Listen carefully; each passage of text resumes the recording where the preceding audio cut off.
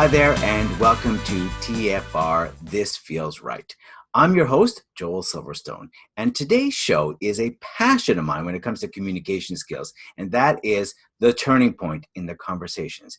We miss these certain moments in our conversations with customers, with colleagues, even personally, and it leads to a whole whack of impact, and we'll talk about that. But first, if you are new to TFR, this is the show that's about how to influence others without manipulation. It's important when we're influencing to be able to speak to the logic and, more importantly, connect to the emotions so the other person says, yeah, this feels right. So if you want to be able to learn how to shift behaviors, ideas, and actions without being pushy, then you are in the right place. Let's now talk about the turning point, or sometimes it's called the pivot point. And the idea here is that there is a shift in the conversation. And this is why I'm so obsessed with this.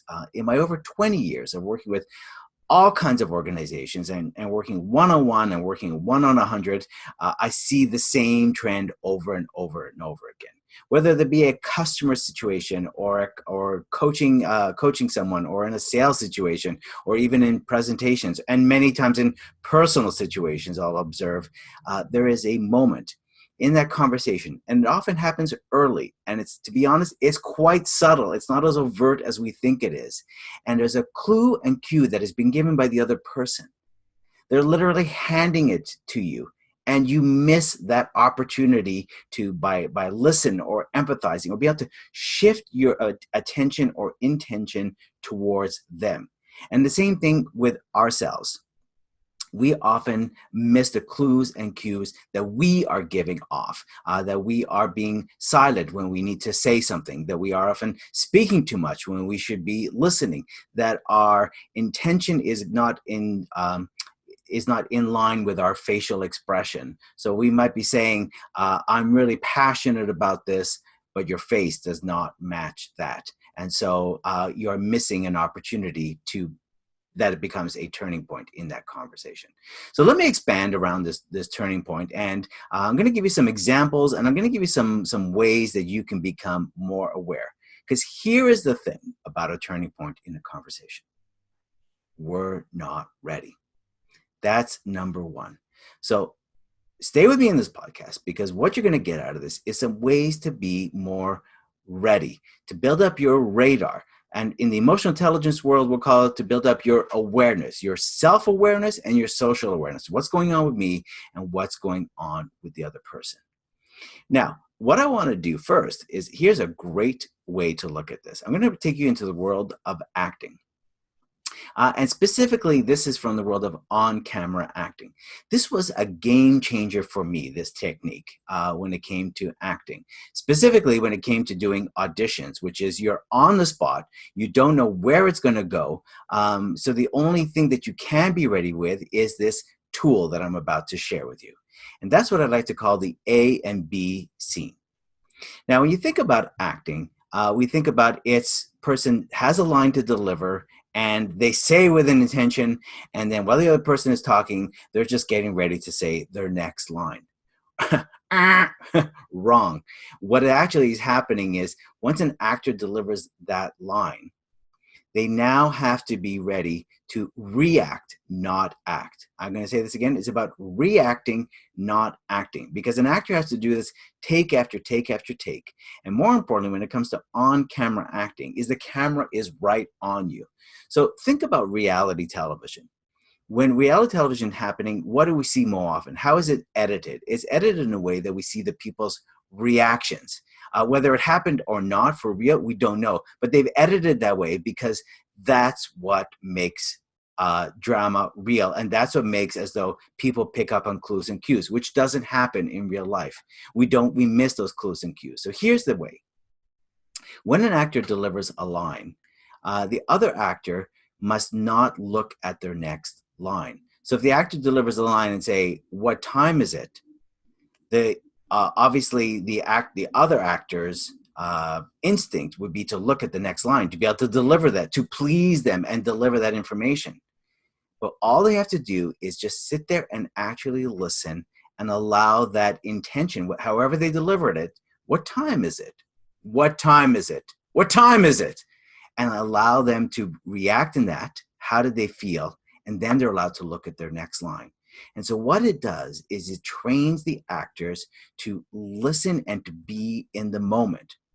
So again, listening to be in the moment is the key to being ready for your awareness for turning points, because you don't know what's going to happen. If you are thinking about the future, you will not be in the present moment. You will miss the clues and cues because they are subtle.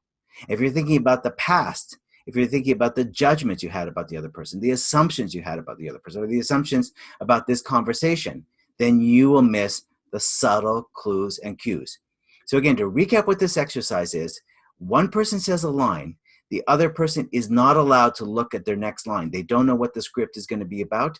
They have to be in that moment and react, and then they are allowed to look at their line and deliver, and vice versa. The other actor must also not look at their next line. So you're not busy thinking of the future, you are being in the present. And this is a great technique that actors use in auditioning, which is to be present, to be in the moment, is not look at your next line while the other person is talking. While the other person is talking, you give them your full attention so that you can be genuine and present and react. And that's going to fuel what you are going to say next. And that's what keeps the drama alive. Now, let's now go into our examples of where this is going to go. So as I said, we are not ready. We are building our awareness. So that is now our social awareness, and our self-awareness happens with that acting exercise. And why it's so pivotal is because, as I said, it could lead to escalation if we miss those clues and cues. Oh, they didn't get it. I'm going to have to repeat myself. It could lead to silence. They're not really listening to me. I don't feel heard. I don't feel understood. Trust has been threatened, right? I said something. They missed a chance to really empathize with me on that. Okay, I'm going to pull back and I'm going to put on this shield. So these are why it's so important. These are turning points in conversations, is about how we can actually get a connection with that person to be able to move our conversations forward, especially if we are trying to get to a dialogue or try to get to a deeper relationship, whatever the interaction may be. This is so important in how we're able to communicate. Let me give you another example. Is often the past. Now I say we don't think about the past, but we do have to realize the past has a lot to do leading up to this moment.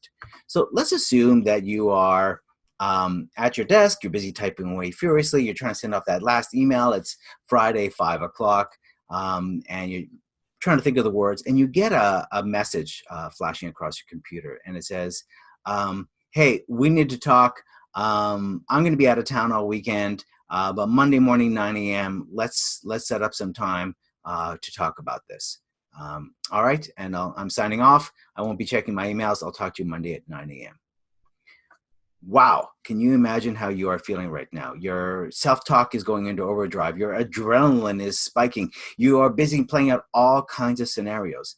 And if you think of this, if Friday, 5 o'clock, you were already pretty stressed, you can imagine that maybe this weekend you had plans to relax or unwind. Well, that's all gone because now your emotions are rising, rising, rising, and rising all weekend, to the point of probably, that Monday morning at 9 a.m. is when you're meeting, and that Monday, the middle of the night, that 3 o'clock in the morning before the meeting, you're probably, you're waking up and you're busy writing out the script. You're writing out the whole scenario. I'm going to say this, and then that person's going to say that. Then I'm going to come back with this.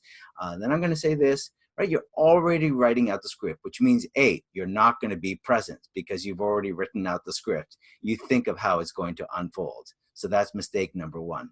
The second mistake that happens is that at Monday at 9 a.m., if your emotions are this high, where are the other person's emotions? Well, they've been building it up too. They've been preparing themselves to speak to you at that moment as well. So their emotions are going to be high. So to be aware that at that Monday morning at 9 a.m., when we need to talk and we don't know what it's about, to be ready is to be present and to not assume what this is going to be about. to be open and to realize the one thing that's going to have to happen is that I'm going to have to lower my own temperature, and I'm going to have to try to figure out how to lower the other person's temperature as well so that we can converse, because their emotions are probably pretty high. We're meeting at this crisis point, so to speak. And this could be Monday at 9 a.m. This could be we need to talk in 20 minutes. The same thing is happening, is that the buildup that happens leading up to that moment to build that awareness. Let me give you examples of a couple of shifting points. One is a couple of personal examples. Years ago, when I was a struggling actor, I was working at a barbecue chicken restaurant. And of course, this barbecue chicken restaurant, that's all they served. So the chicken would come out really, really fast. Certain customers, they were used to that speedy service. They weren't there for fine dining. My previous customer service experience before that, I was working at the Four Seasons Hotel. So I was used to more of a fine dining experience. And so I was scrambling all the time. I was always way behind. Customers, I felt, were being rude to me, and my tips reflected that. I just was not doing well. And then all of a sudden, my hands are full, and a customer says to me, "Hey, where's my pie?" And without even thinking, I just said, "Hey, excuse me, how many hands do you see that I have here?" And the guy said, "Oh, I am so sorry. No problem, no rush." And I continued to speak to the customers like that. And what it was the shift. Now, this is opposite of influencing, which is, pull them in. What the point of this was, I matched their communication style. I stopped trying to please them because that wasn't pleasing them. I wasn't really listening to what they expected in return. And the way they were going to respect me was that if I matched tone and speed of voice, my style of speaking, instead of internalizing everything and apologizing and sort of commenting on them in my head. So matching your communication style, number one. If someone speaks fast, you might need to speak fast. If someone speaks slower, you might need to speak slower. If someone's type of thinking is a faster type of thinking, then you'll need to speed up your type of thinking to be able to match that communication style, because that creates an enormous amount of trust. And that helps that turning point. And it really did. In fact, the manager of the restaurant later made me the trainer of the people at that restaurant, of the new servers, to match that style. And they did really, really well. The second personal example professionally is, let's fast forward a few years later, many years later, and I'm now training a group on customer service by coincidence. And if you're in an organization and you hear that you're going to have a training on customer service, well, you can bet your eyes are going to really do a rollover. Nobody believes that they can get a training on customer service. What could they possibly learn? And a whole day? Come on, seriously? So here I walk into this environment, and these are people who have years and years and years and years of experience. Not only that, they're in an environment where they are often verbally abused and physically threatened. These are people that they've just had it with customers. They just do not feel, they're telling themselves all kinds of stories about customers. They just do not feel valued and validated. And so sure enough, when my training starts and I walk in, and I'm from the outside, I'm not from this organization, right off the bat, fingers are pointing at me. What do I know about this? What am I going to teach them? This is baloney. And here's a turning point, because what's happening to me, obviously, is my emotions are starting to take over. But because I have this awareness now that, okay, this is a turning point. Literally, the red bell, the flares are going off, the red light is going off, turning point, turning point, turning point. And I'm hearing the clue bird, as I like to say, clue, clue, clue, which is, what are these people saying? But they're saying that they feel hurt, and they feel, most importantly, they feel unheard. So turning point, listen to what they are saying and empathize. And this might be counterintuitive because you might feel that you're being attacked, but they're not attacking me. So I'll give you another tip on that, which is Q-tip, which is quit taking it personally. Q-tip, quit taking it personally. It had nothing to do with me. They don't know me. I haven't even had a chance to even really build any kind of trust. So the way they're going to get to know me and build that trust is to have patience, listen to what they're saying, and this is going to be uncomfortable for a little while. The payoff is that afternoon, they are doing improv games and exercises around customer service. They felt heard, they felt understood. They can now see what's in it for them. Turning point. If I came in and started pushing my agenda, which is, I hear you, we don't have time for this. We got a lot to cover. There's a new model for you to learn. Let's get going. They would have shut down. During the breaks, they would have been, calling me all kinds of names, basically, and just said, they're stuck here. They're being punished. This is not fun. And I would have had an uphill battle all day. There would have been no point. Nobody would have won. And my third and final example is a personal one, which was someone was sharing with me, was a situation that she is having troubles with her partner. And wants to get past the we need to talk. For a lot of people, that we need to talk, myself included, it just triggers all kinds of emotions and fears and anxiety when we hear that. And she wants to get past that we need to talk with her partner. So how can she do that?